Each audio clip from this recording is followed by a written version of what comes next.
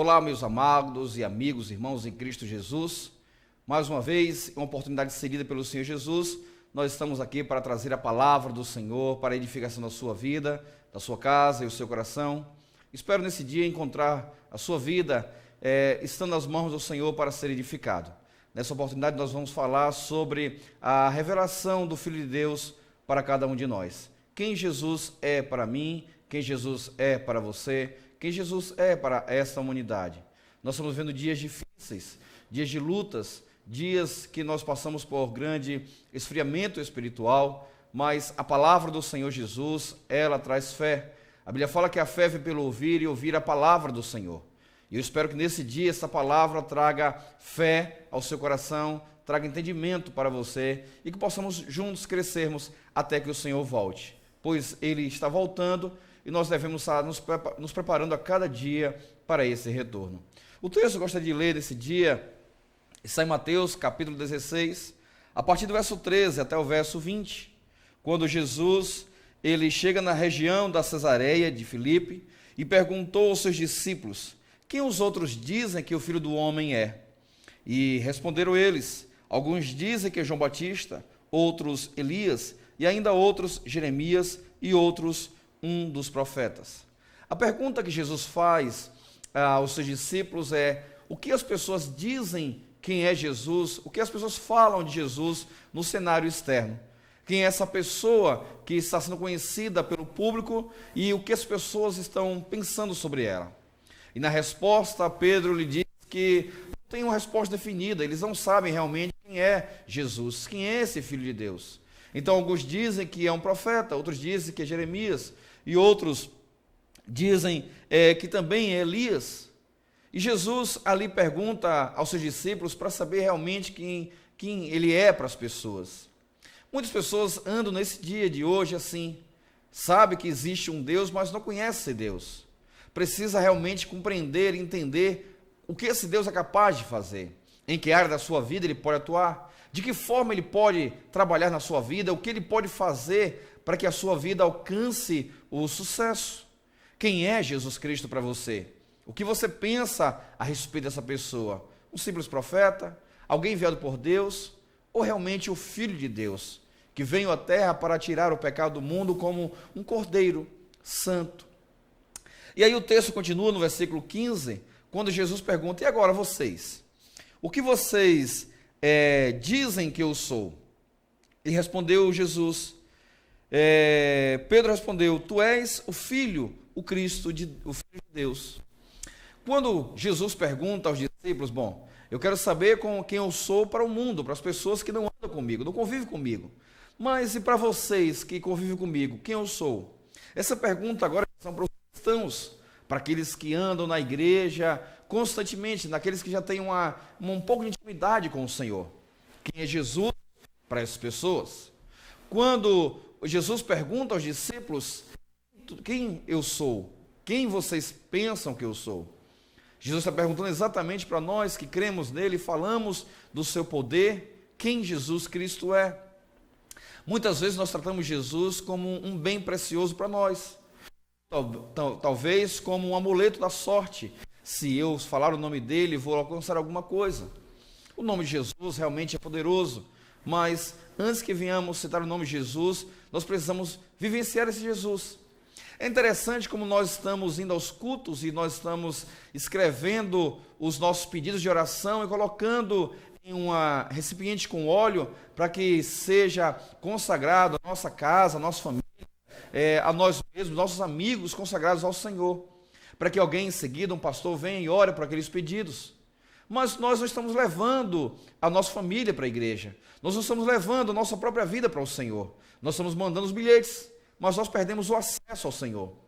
Nesse dia, quando o Senhor pergunta realmente quem eu sou, nós estamos falando sobre a revelação do Filho de Deus para a humanidade, quem Jesus é para essa humanidade. Nós perdemos exatamente essa característica de quem é Jesus e começamos a trocar Jesus por um amuleto de sorte, que ao fazer uso desse nome, ao fazer uso dessa pessoa, nós vamos ser abençoados. E muitas pessoas deixaram de ir ao Senhor Jesus, de buscar o Senhor Jesus, e ao invés de ir buscar o Senhor Jesus, estão mandando seus bilhetes, seus pedidos de oração e estão em casa esperando que as coisas aconteçam, as coisas não estão acontecendo.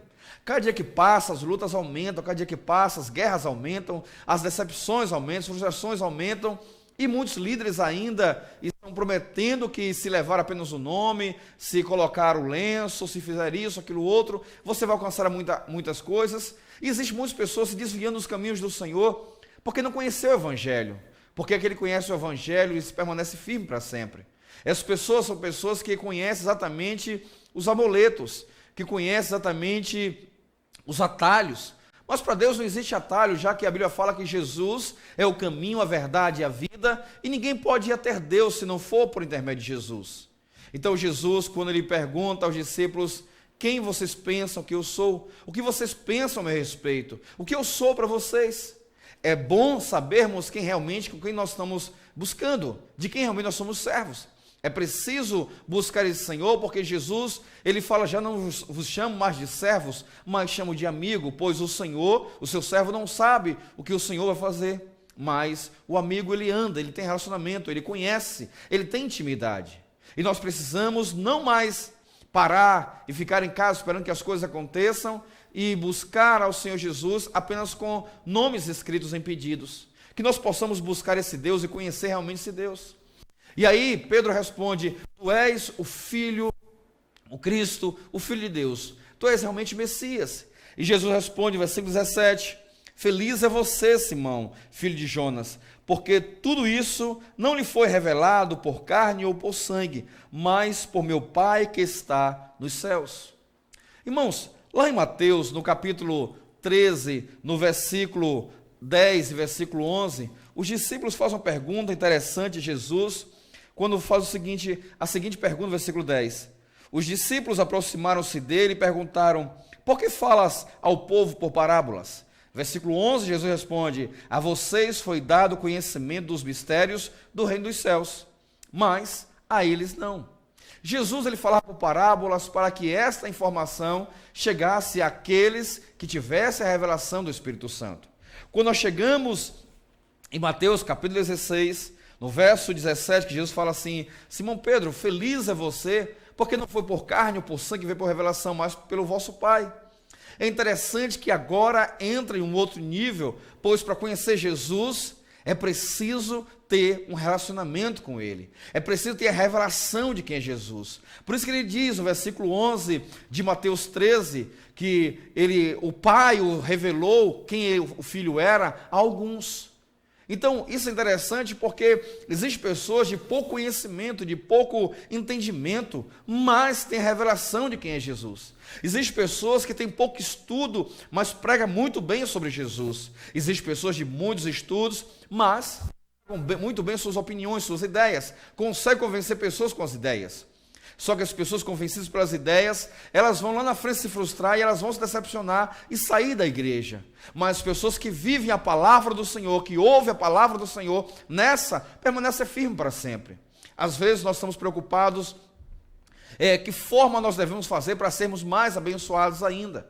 Nós queremos buscar recursos para sermos mais abençoados por Deus, para termos alguns dotes dados pelo Senhor. Mas nós esquecemos que a palavra nos ensina a obedecer. E obedecendo, nós vamos ser abençoados consequentemente. E se você viver uma vida de obediência ao Senhor, é porque você entende realmente quem é o Senhor, você tem a revelação de quem é esse Deus, e essa revelação vai trazer a você o entendimento de que caminho você deve seguir, aonde você deve trilhar e por onde você deve passar. É interessante, irmãos, que em Daniel capítulo 3, fala sobre Cedraque, Mesaque, Abednego, aqueles 3 jovens que não se curvaram diante de uma grande estátua de 30 metros de altura do rei Nabucodonosor e não se prostrou diante dessa imagem, e o rei esteve chateado com eles e envia aqueles homens à fornalha de fogo aquecida em 7 vezes mais. E o texto fala que aquele homem que jogou furiosamente aqueles 3 jovens na fornalha de fogo, ele viu não apenas mais os 3, mas viu 4. O quarto, ele diz, parece a figura de uns filhos dos deuses. E o texto fala que as suas roupas não foram queimadas, seus cabelos não tinham cheiro de fumaça. O que isso nós entendemos? É que essas pessoas, eles não se curvam diante daquilo que se propõe para eles que não vem de Deus. porque são templo do Espírito Santo, e não se pode ter outro Deus, não se pode dar a outra adoração se não for o Senhor, pois Ele é o único digno de louvor e honra e glória e toda adoração e toda exaltação. Nós estamos adaptando os cultos às pessoas, e não as pessoas levando mais a Deus. As pessoas perderam o conhecimento de quem é Jesus. Nós estamos conhecendo realmente a crise, estamos conhecendo o desemprego, as dificuldades, as lutas, os preços das mercadorias, mas esquecemos quem é Jesus. E quando nós vamos para Jesus, nós queremos Jesus somente para resolver os nossos problemas. Ei, amado, amada, eu quero que você entenda que Jesus está voltando, e nós estamos falando hoje sobre salvação. Se existe um tesouro o qual você deve buscar a cada dia, é a salvação. E a salvação é alcançada pela santificação, e a santificação é um processo diário. Todos os dias nós buscamos esse encontro com o Senhor. Todos os dias nós buscamos essa revelação com o Senhor. E por isso Jesus pergunta aos discípulos: e vocês? O que vocês acham que eu sou? Para Nabucodonosor, Jesus é o quarto homem da fornalha. Para os discípulos, ele é o Cristo, o Filho de Deus vivo. Para os povos de Jerusalém, era um profeta, era Elias encarnado, era Jeremias encarnado. E para você, quem é Jesus? Jesus, nessa tarde, eu quero apresentar como o Senhor e o Salvador das nossas vidas, que veio à terra exatamente para nos comprar, para nos adquirir e nos permitir estarmos com Ele na glória. Esse Jesus, o qual nós estamos falando, é um Jesus que está acima de todas as dificuldades. Ele pode resolver as dificuldades, pode resolver as lutas, pode tirar a crise do seu coração, mas é preciso primeiro colocar o Senhor no seu coração, que nós não venhamos trocar o Senhor Jesus colocando barganhas, colocando favores, colocando objetivos. Não. Jesus está acima de uma religião. Jesus está acima de uma crença. Jesus, ele é absoluto. Ele nos estimula a vivermos pela fé, para que essa fé nos leve até Deus. Porque sem fé é impossível agradar a Deus. E quando Jesus pergunta aos discípulos: e vocês, o que pensam que eu sou? E os discípulos dizem: tu és o Cristo, o Filho de Deus. E Jesus fala assim: olha, felizes são vocês, porque vocês tiveram a oportunidade que as pessoas ainda não tiveram. Os que não sabem que eu sou, felizes são vocês que sabem, tiveram a revelação do Pai que eu sou Filho de Deus, que eu sou o Salvador. Eu não sou um profeta que veio anunciar um novo caminho. Esse já tinha vindo, que era João Batista, mas não, eu vim levar você à morada, à vida eterna. Eu vim levar você ao paraíso, eu vim levar você de lugar de onde você veio, no início de tudo. Jesus veio para mudar a nossa história, Jesus veio para mudar a nossa vida, Jesus veio para transformar o nosso coração, Jesus veio para nos dar vida e vida em abundância. Jesus, ele prometeu morada, e nós estamos nessa expectativa, irmãos. E continua no texto, versículo 18, Jesus diz o seguinte: eu lhe digo que você és Pedro, e sobre essa pedra edificarei a minha igreja, e as portas do Hades não poderão vencê-la. Segundo a tradução do NVI, diz do Hades, mas na tradução Almeida Corrigida diz o inferno. As portas do inferno não podem prevalecer. As portas do inferno não podem prevalecer contra a igreja do Senhor. Se você faz parte de uma igreja, e você vê que o mover do Senhor parou de vir sobre a igreja, se você pertence à igreja e você viu que as pessoas começaram a sair da igreja, é porque essa igreja perdeu o foco, ela deixou de pregar Jesus, ela deixou de ensinar os princípios de Deus, ela esteve pregando alguns movimentos, e esses movimentos cessam, passam, e as pessoas vão juntos com esses movimentos. Se você prega a palavra, se você vê a palavra, não tem por onde você sair. Você não precisa de buscar mais nada, porque você já é abastecido, você entende, assim como João 4 diz, Jesus é a água da vida. E se você tem sede, você não tem para onde ir, porque Ele já é a própria água. Ele mata a sua sede. Então você entende exatamente quem você é. Entende exatamente de onde você veio, para onde você vai. É um compromisso com o Senhor. E Jesus aqui começa a estabelecer a sua igreja, começa a estabelecer agora um governo aqui na terra, aonde as pessoas iriam se reunir e Ele estaria presente. Então Ele diz: olha, se eu for o centro, se eu for a rocha, a pedra dessa igreja, as portas do inferno não podem prevalecer. Nós sabemos, irmãos, que Satanás pode nos vencer, Satanás pode nos destruir, Satanás pode nos acabar, porque ele tem poder para isso, mas ele não pode vencer Jesus. E a nossa força não está nos nossos braços, A nossa força no sangue de Jesus, derramado na cruz do Calvário por nossas vidas, e hoje é derramado e colocado, aspergido sobre cada um de nós. Então Jesus fala o seguinte para Pedro: olha, Pedro, as portas do inferno não podem prevalecer, porque essa igreja já é uma igreja vencedora. É uma igreja onde Jesus é a base, é a estrutura. No verso 19, então diz o seguinte: eu lhes darei as chaves do reino dos céus, e o que você ligar terá sido ligado nos céus, e o que você desligar na terra, desligado nos céus. E agora é o seguinte, já começa agora a entrar em um outro estado. Quando Jesus fala assim: eu te dou autoridade agora. Se você tem a revelação do Pai, se você sabe quem eu sou, é porque Ele foi revelado, e se foi revelado a mim, é também revelado a tudo que pertence a mim. A revelação da palavra de Deus para cada um de nós, irmãos, é também revelado não só as coisas de Jesus, mas de todo o céu. E Jesus fala assim: a partir de agora eu te dou a chave do céu. Quer saber por quê? Porque ninguém pode ir até Deus se não for por Jesus. O acesso a Jesus. Se você conhece Jesus, você conhece o Pai. Essa é a palavra de Jesus. E se você conhece Jesus, você conhece os princípios de Deus, o governo de Deus. Esse governo que Jesus veio estabelecer na terra. Aonde aqui na terra nós cedemos para conquistar. Conquistar o quê? Os céus. E quando você chega nos céus, você tem autoridade para governar todas as coisas. Aqui na terra não há ainda o governo. O governo é no céu, é o reino de Deus. Para você alcançar esse reino de Deus, é preciso você começar a descer aqui na terra, a diminuir ainda mais para que o Senhor comece a ser revelado em sua vida. Nós estamos perguntando muitas vezes: aonde estão os milagres? Aonde estão as promessas? Aonde está a fidelidade? Onde está o cumprimento da promessa de Deus? Tudo isso está em Jesus. Se você continuar a pregar a Jesus, se você continuar a viver a Jesus, não tem para onde as pessoas saírem porque se sente alimentada. E você pode trazer esse alimento para a igreja. E você pode ficar a igreja com este alimento. Você pode dar a base de Cristo para essa igreja. Jesus é o Senhor e o Salvador da sua vida. Jesus é o edificador do seu coração. Viva a base dele, viva a ele. E aí ele fala o seguinte: olha, eu te dou agora acesso aos céus. E o que você ligar na terra será ligado nos céus. E o que for ligado nos céus será ligado na terra. Ou seja, ele começa agora a criar uma passagem. E o mesmo que Jacó fez lá em Betel, quando ele ora, ele diz que veio uma escada que os anjos subiam e desciam. Naquele momento era exatamente a ligação dos céus com a terra e a terra com os céus. Jesus nos dá tudo isso, se caso nós conhecermos a Ele. Se nós tivermos a revelação de quem é o Filho de Deus. Se nós tivermos o entendimento de quem é realmente o Filho de Deus. Se você entende que Jesus é o Senhor e o Salvador, você vive exatamente isso. E você tem acesso. Então liga no céu, desliga na terra, desliga no céu. Deus nos dá o acesso através de Jesus. Deus nos dá a ponte através de Jesus.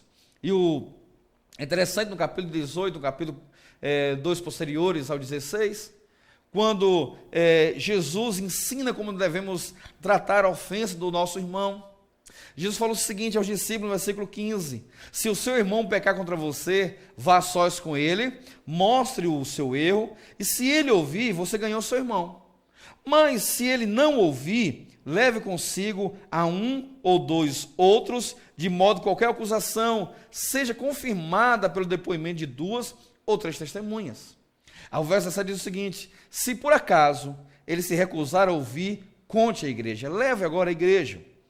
E se ele se recusar a ouvir também a igreja, trate como pagão ou como publicano.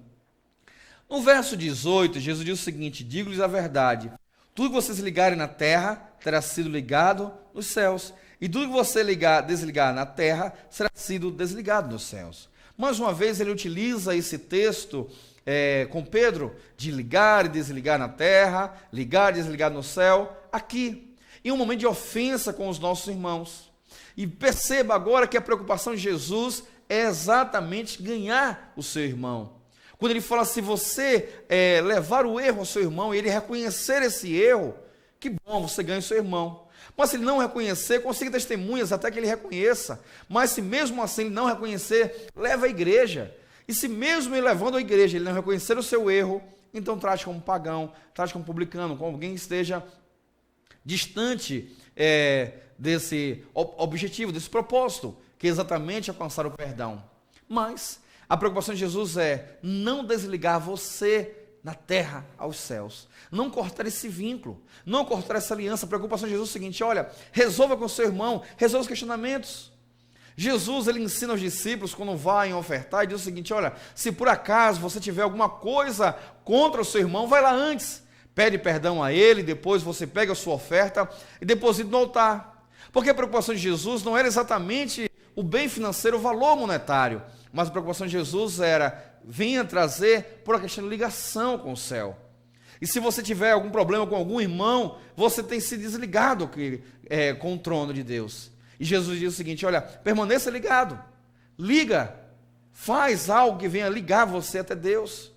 Porque se você der um mau testemunho, se você for uma péssima pessoa, você está desligado. E quantas pessoas vão ainda à igreja, levam suas ofertas, quantas pessoas vão à igreja orar aos pés do Senhor, quantas pessoas estão em casa jejuando, mas andam desligados. Por que desligados? Porque em algumas atitudes, em alguns momentos da sua vida, por algum mau comportamento, acabou-se o propósito de estar ligado ao reino de Deus, ligado ao Senhor, e nesse propósito ligado ao Senhor, para ofender o irmão, por desfazer de outro irmão, perdeu o acesso com o irmão, porque se eu não amo o meu irmão que vejo, como posso amar o Senhor que eu não vejo? É importante sabermos que o perdão está acima de tudo. E se você perdeu esse vínculo com o seu irmão, se você perdeu a unidade, porque essa é a oração de Jesus em João 17, quando ele pede ao Pai que ele faça com que os discípulos sejam um, assim como ele e o Pai também são um. Essa preocupação em que eu e o meu irmão seja um, é para que eu e Cristo também seja um, assim como Cristo e Deus também é um. E esse Jesus é exatamente essa ligação do homem a Deus, é essa passagem do homem para Deus. E se o homem perde esse princípio, se o homem perde esse propósito, ele perde exatamente o principal de tudo, o primordial de tudo, que é a salvação. Então ainda esteja ligado com Deus, esteja ligado com o céu, ligado com o trono, esteja acessível até Deus, conheça quem Ele é. Se você conhece, é porque alguma coisa foi revelada, porque o Espírito de Deus revelou quem é esse Jesus. E aí, quando você volta a Mateus 16, no versículo 20, diz o seguinte: então advertiu seus discípulos que não contasse ninguém que ele era o Cristo. Quer saber por quê? Nós pregamos o Evangelho e falamos Jesus para muitas pessoas.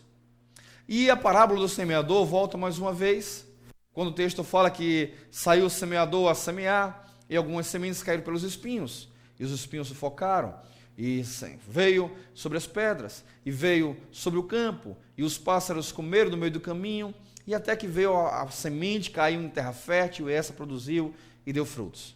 Essa parábola do semeador é uma parábola que fala sobre o nosso comportamento. Não está falando sobre o tipo de coração, mas está falando sobre o caráter de cada homem. Existem pessoas que permitem a mudança na sua vida, existem pessoas que não permitem a mudança. E nós hoje estamos sendo doutrinados a buscar o nosso bem-prazer, buscar aquilo que realmente venha a ser prazeroso para cada um de nós, e não buscar aquilo que o Senhor propõe para nossas vidas, que é exatamente morrer para si mesmo todos os dias, carregar todos os dias a nossa cruz e seguir a Cristo. E essa renúncia não é tão simples, não é tão fácil. E quando nós entendemos isso, que Jesus fala aos discípulos que não conte para ninguém, porque a palavra é lançada para muitas pessoas, para muitos corações, mas nem todos recebem. Mas aqueles que recebem o Espírito Santo de Deus, lhe traz a revelação de quem Ele é. Então, quer conhecer Jesus? Abra o seu coração. Abra o seu coração, porque Jesus está muito acima do que eu estou falando para você. Abra o seu coração, porque Jesus está muito acima do que você entende. Abra o seu coração, porque Jesus está muito acima do que você vê e ouve na igreja. Abra o seu coração, porque Deus, Ele é poderoso e Ele se revela a cada um de nós. Abra o seu coração, porque o Espírito Santo de Deus, Ele nos traz a revelação de quem é o Filho de Deus, quem é esse Messias e quem é esse Salvador. E se nós conhecemos quem é esse Salvador, nós temos a revelação da palavra de Deus, nós temos a revelação desse propósito de Deus, desses planos de Deus. Então aí você entende que existem algumas promessas a serem cumpridas e já estão começando a ser cumpridas na sua vida. Se você vive as promessas humanas, mundanas, em que nós gostamos, em que os profetas se levantam e prometam um carro novo, uma casa nova, um emprego novo, um salário novo, nós amamos as promessas. Mas eu quero trazer para você a promessa verdadeira e fixa que vem do Senhor. não se turbe o vosso coração. Creia em Deus e creia também no Senhor. Na casa do Pai há muitas moradas. Se não fosse assim, Jesus não teria dito. Ele foi preparar lugar. E aonde ele estiver, nós também estejamos juntos com ele. É esse o propósito? É essa a promessa de um Senhor Salvador, a promessa de um Redentor, a promessa de alguém que comprou as nossas vidas e nos dará acesso ao Pai, a promessa de um Deus que um dia mudará a nossa vida, quando Paulo escreve aos Coríntios e diz que nosso corpo será um corpo glorificado, um corpo transformado. É essa promessa que nós estamos falando. Quando Jesus pergunta aos discípulos o que as pessoas do mundo acham que eu sou, eles não sabem quem é Jesus. E as que estão na igreja, as que andam comigo, quem eu sou? E Pedro diz, tu és o Filho de Deus. E ele fala, você é feliz, porque isso que te diz foi o Pai. Não foi ser humano que te explicou, não foram pessoas que te explicaram. Porque quem convence o homem do pecado, da justiça e do juízo é o Espírito Santo de Deus. Eu não posso convencer uma pessoa, aliás, eu posso convencer, mas não posso converter a pessoa. E aí o Espírito Santo vai convencer as pessoas que eles são pecadores, que precisam do Salvador, e esse Salvador Jesus os leva ao Pai. A preocupação de Deus era exatamente o que as pessoas não quebrassem mais os seus vínculos, por isso ele envia Jesus. Já que o homem não conseguiu viver no Antigo Testamento, na obediência, já que tudo dependia da atitude do homem no Antigo Testamento, então Deus envia Jesus para criar a nova aliança, onde tudo agora depende de Cristo, não mais do homem, mas de Cristo. Por isso que a Bíblia fala que a salvação é pela graça, e a graça é um favor que nenhum de nós merece. Nós buscamos ao Senhor, porque Ele nos buscou primeiro, Ele nos encontrou primeiro. Nós falamos, eu aceitei Jesus como Senhor e Salvador, mas antes que nós aceitamos, Ele nos aceitou, Ele nos encontrou, e Ele fez morada em cada um de nós. É isso que nós entendemos, que o propósito de conhecer a Jesus não é exatamente para tratar Ele como um amuleto, pegar o seu pedido de oração e levar até o recipiente com óleo ou até o altar, para que ali possa se fazer uma oração, para que a nossa família venha a ser alcançada. Mas eu posso levar o meu filho para a igreja, eu posso levar a minha esposa para a igreja, levar a minha família para a igreja, porque na igreja eles vão ouvir a palavra, e nessa palavra eles se convertem, porque a fé vem pelo ouvir e ouvir a palavra do Senhor. Nós queremos deixar os nossos filhos em casa, porque eles têm pouca idade, mas mesmo assim já decidem o que fazer, e nós não sabemos o que oferecemos aos filhos, porque nós crescemos à base de propostas humanas. E agora? O mundo está em crise e não tem mais proposta humana para se fazer. Mas quando se fala de Cristo, esse nunca entra em crise. Esse prega um reino poderoso e precioso.